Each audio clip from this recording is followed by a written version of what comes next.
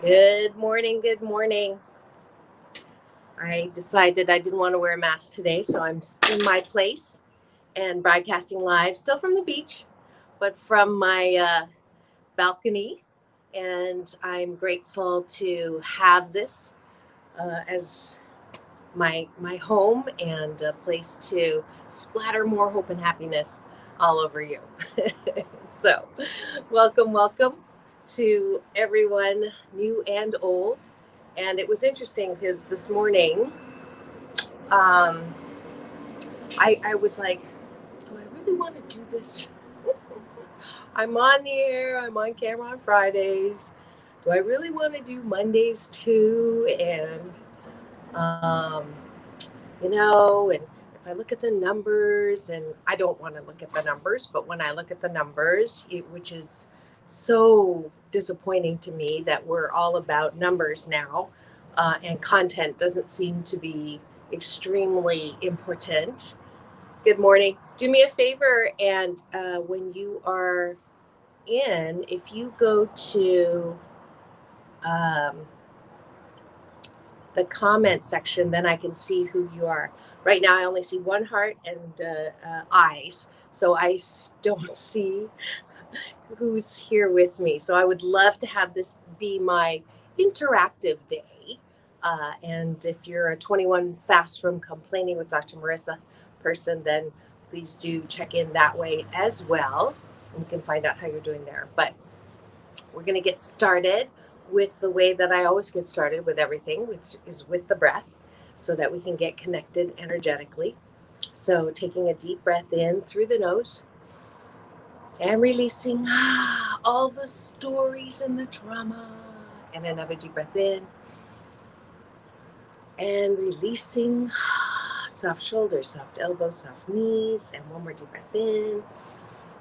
Connecting with me through chi, eternal energy, the breath of life that connects us all. No beginning, no end. And we're here.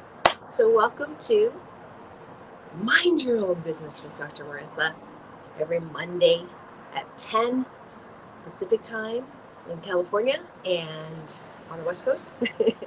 And then at 10:30 on my Instagram. So I'll go over there, and if you're coming in just now and you're not connected to me through Instagram, it's Doc Balance. It's not Dr. Marissa, it's Doc Balance, DOC Balance. And we can get connected there. And if you want more hope and happiness splattered, that's where you're going to get it. Okay, so mind your own business with Dr. Marissa. Why do I want you to mind your own business?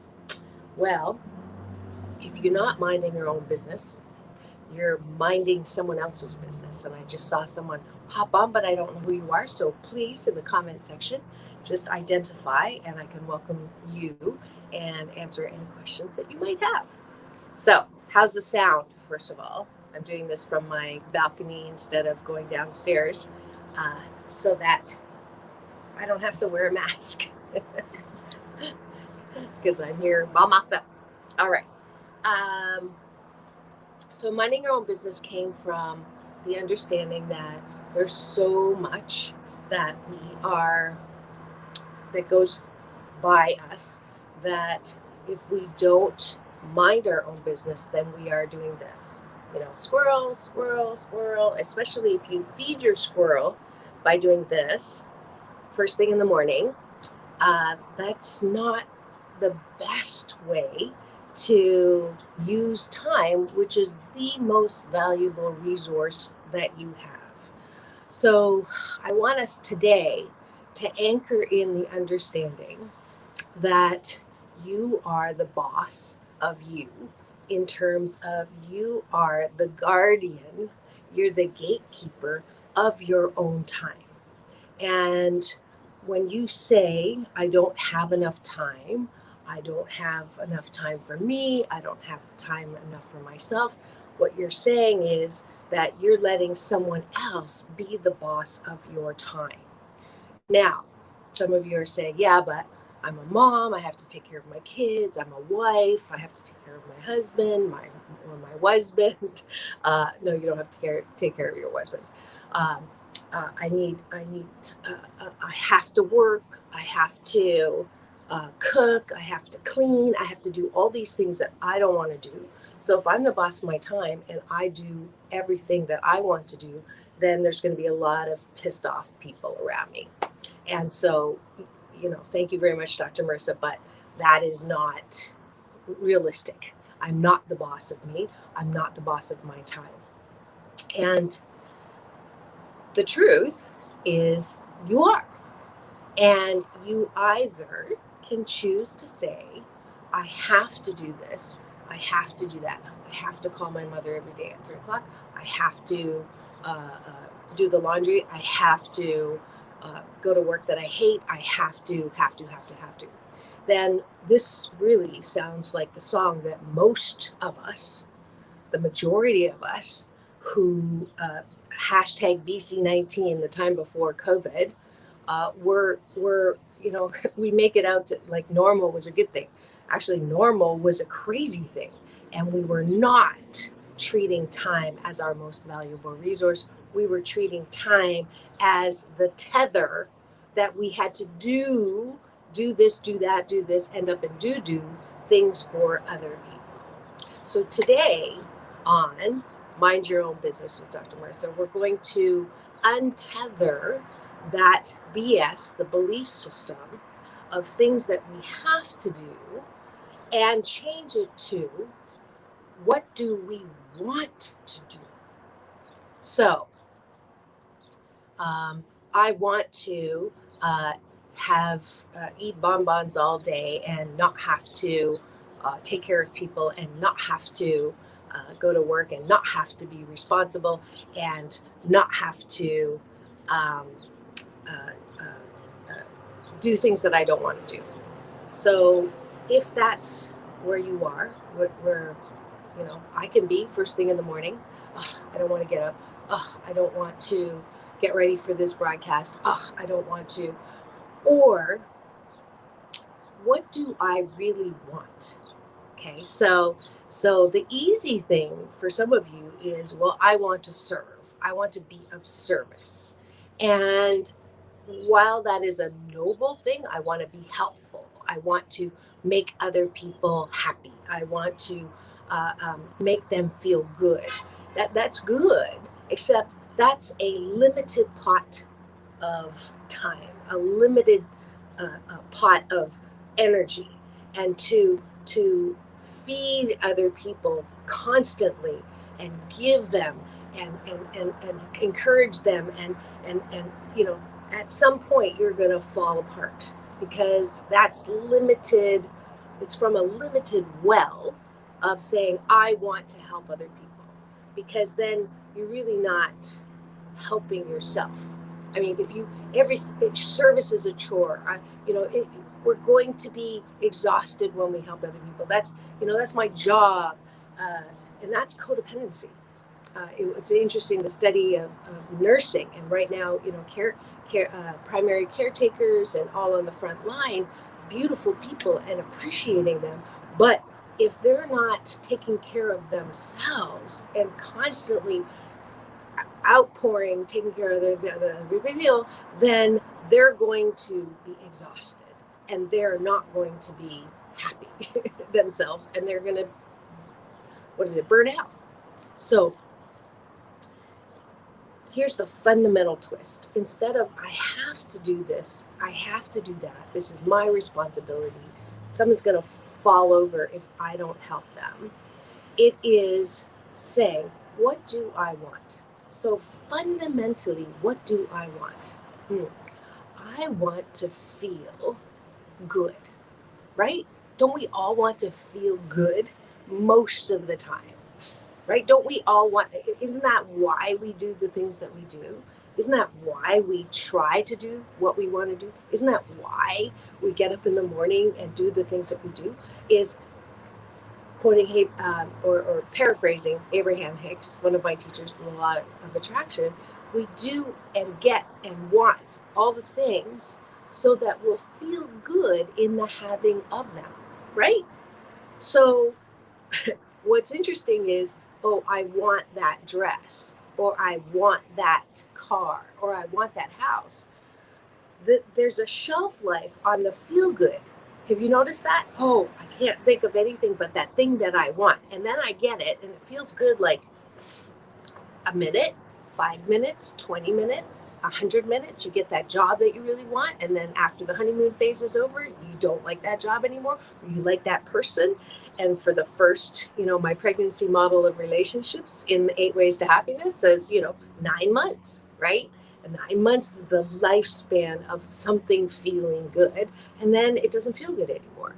So fundamentally, choosing and understanding that everything that we're setting up to feel good has to be beyond that temporary shelf life.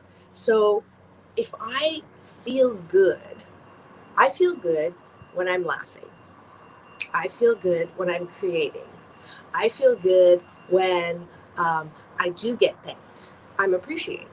I feel good when I get to do puzzles. I love jigsaw puzzles. I feel good when I watch Mother Nature in action. I feel good when I see someone's eyes light up with something that they just got as a result of something that I said. So I know that about myself. And so does that happen if I stay in bed and eat bonbons or not interact with people at all? No. So, by the very nature of what I do, I am bringing in things that make me feel good. So, does it make you feel good when you tidy up your kitchen and you you make your bed, or you put on your makeup and you put on some nice clothes and you walk, and does that feel good to you? It in the moment by moment of what you do in life, if you can say, does this feel good? And if it doesn't feel good, what am I thinking about that doesn't make it feel good? Because I guarantee you, if you walk through life saying, I have to do this that I hate, and I have to do that that I hate, and I have to do that for this person, I have to do that, you're going to have a really unhappy 88% of the time existence. So if you hate your job, the advice, well, these days, a lot of people lost their job that they hated. Okay. And now they missed their job that they hated. So if I can reframe myself and say, okay, I love to feel accomplishment. I feel good when I've accomplished something. Do you feel good when you've accomplished something? So if work becomes a place where I can have little accomplishments, and I feel good about that, then isn't that what work is? Oops. Sorry about that. Isn't that what work is? Isn't that a place where you can have the opportunity to make a difference, which makes me feel good, laugh when you have people that there are, 8 coworkers that you can't stand, but there's 2 coworkers that you like. Instead of complaining about the 8 coworkers you can't stand, what about laughing with the 2 coworkers that you love or like? Okay. Same with your kids. Instead of complaining about all the things that you have to do, I have to cook for them, I have to clean for them, I have to do this for them, I have to do that for them, and blah, blah, blah, and I have no time for myself. True. And at the same time I'm so grateful that I got the opportunity to bring a human life through my body. I'm talking to mothers right now, through my body. And my kids this weekend spent a weekend together. They live about an hour apart. The younger one's at UC Davis in her junior year, and the older one just graduated from Cornell, and she's in her job in San Francisco. And they spent the weekend together, and that just, I could have said, well, I wish I was up there, and stupid COVID, and blah. I just felt so good that my daughters have a great relationship that they can spend a weekend together. And for me, that's the feel good part of every single thought I have. I want to feel good. So if I'm thinking about something, like I did this morning, after I did my gratitude and meditation and all that crap about, oh, the halftime show this and the halftime show that. And I could spend the whole day, researching this and da, da, or I could just, that was yesterday. And what do I feel good about right now? Does it feel good to be seeing people criticized, or what were they thinking? Or no, it doesn't. Does it feel good to know that I have a whole day ahead of me with people to see and things to do? And I have physical therapy today to strengthen my hip. And I have this broadcast to do where I can splatter more hope and happiness over all my Facebook friends, 4,999. I have to do another cleaning. But I have that choice. That is my fundamental, most powerful tool that I have as a human being. And I wrote that in Agape Streaming yesterday, and my big brother, Michael Bernard Beckwith, said truth. So I'm bringing that to you. I want you to start seeing that all the things that you have to do are really things that you choose to do. Do you want to be the best mom that you can be? Absolutely. Will it feel good for you to say, looking back, I did the best that I could with the time that I had and the resources I had? Yes. Does that mean that I get to look in the recipe book to see or make my kid's favorite meal or uh, clean up because it feels better when it's cleaned up around me, or clean myself because it feels good to be clean? Not, oh, I have to do this and oh, I have to do that. So that is today's Mind Your Own Business with Dr. Marissa, hoping that whenever you're watching this, that you understand the power that you have, and that time is the most valuable resource that you have. So are you using your time most of the time to feel good? And again, feeling good has been taken by some religions or politics as a bad thing. Feeling good is not a bad thing. Feeling good in this thing called life is our birthright. 88% of the time, we're supposed to feel good. So I'm hoping that today you're going to choose to see the things that you don't want to do as things that you choose to do because it makes you feel good as a result of that. Yes? Good. All right, that's it for today's Mind Your Own Business with Dr. Marissa. If you'd like some free happy tips, please go to drmarissa.life and you'll get subscribed. I am going to do a newsletter this week. I'm supposed to be doing it once a month, and I do it when I get to it. So just don't worry. I'm not going to do daily anything or weekly anything, but just a once a month. Keep in touch, and there's special Asian Oprah giveaway things that I give to my Happy 88 family. So if you want to belong to that, just go to drmarissa.life as well. At that site, you can do a couple of things. One is you can donate to my 501c 8 Ways to Happiness. And there were some donations yesterday from the Super Bowl box pool. And this is my children's book that my daughters did the pictures when they were 3 and 5. This is Scared. It's either scared or frustrated. But for a $25 donation, you get this free ebook downloadable for a gift for children or adults who want a little help expressing their feelings. As well, my best-selling book, 8 Ways to Happiness, from wherever you are, went number 1 on Amazon in Christian Self-Help and number 4 on Denver Post. You can get a signed copy of this from my website or an audiobook. And just for today, I'm going to give away one copy of the audiobook to anyone that goes to drmarissa.life and say Asian Oprah giveaway. All right? How easy is that? Thank you so much for tuning in.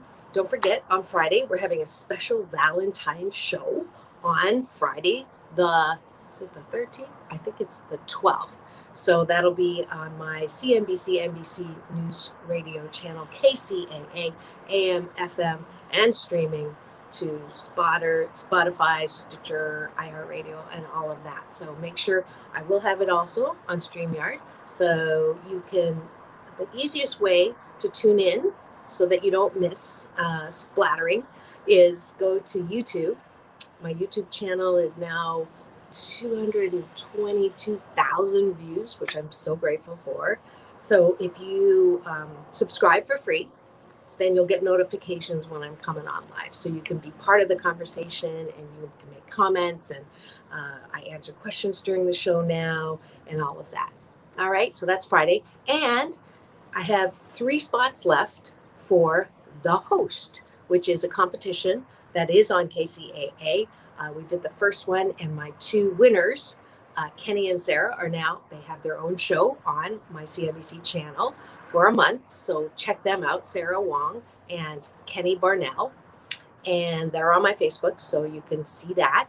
And to register for that, it's www.nbcradionews.com. And if it's not radio news, it's news radio. I get the 2 mixed up. nbcradionews.com. And that will be on the first Wednesday in March. So it's the first Wednesday of every month. We're going to do this. We got bumped by some news in February. So I have 3 spots left. Just register, and maybe you'll be the next host on KCAA, the station that leaves no listener behind. Thank you so much for joining me. I hope you have the best week ever. Remember to mind your own business. Peace in, peace out, world peace through inner peace. Dr. Marissa, broadcasting live from the ocean of abundance, splattering you with more hope and happiness. And if you just came in and would like from the start, you can either rewind, or better yet, you can come join me on Instagram, Doc Balance. And